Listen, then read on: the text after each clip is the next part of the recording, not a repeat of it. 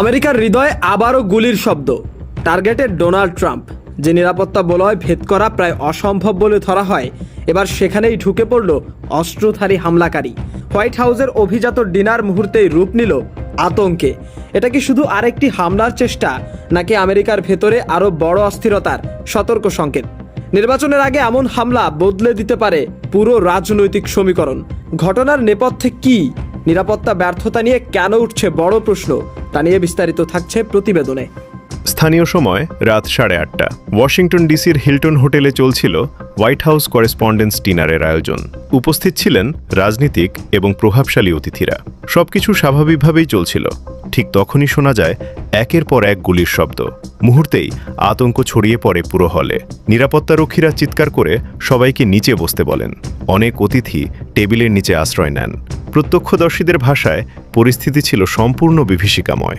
মঞ্চে থাকা ট্রাম্পকে সঙ্গে সঙ্গেই সরিয়ে নেয় সিক্রেট সার্ভিস। পরে ট্রাম্প জানান তিনিও তার পরিবার নিরাপদ আছেন। সিক্রেট সার্ভিস নিশ্চিত করেছে হামলাকারীকে আটক করা হয়েছে। প্রাথমিক তদন্তে জানা গেছে মেটাল ডিটেক্টর ফাঁকি দিয়ে অস্ত্র নিয়ে প্রবেশের চেষ্টা করেছিল সে। আর এখানেই উঠছে বড় প্রশ্ন, আমেরিকার প্রেসিডেন্টের নিরাপত্তা বলয় যেখানে বিশ্বের সবচেয়ে কঠোর বলে ধরা হয়, সেখানে এমন ভাঙন কিভাবে? বিশ্লেষকদের মতে এটি শুধু নিরাপত্তা ব্যর্থতা নয়, এটি আমেরিকার ভেতরের গভীর রাজনৈতিক অস্থিরতারও প্রতিফলন। কারণ ট্রাম্পের বিতর্কিত নীতি, মধ্যপ্রাচ্য ইস্যুতে অবস্থান এবং দেশের ভেতরের তীব্র মেরুকরণ তাকে আরও বড় লক্ষ্যবস্তুতে পরিণত করেছে।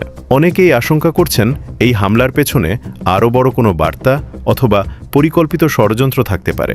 নির্বাচন সামনে রেখে এই ঘটনা মার্কিন রাজনীতিতে নতুন উত্তাপ ছড়াতে পারে বলেও মনে করছেন বিশ্লেষকরা।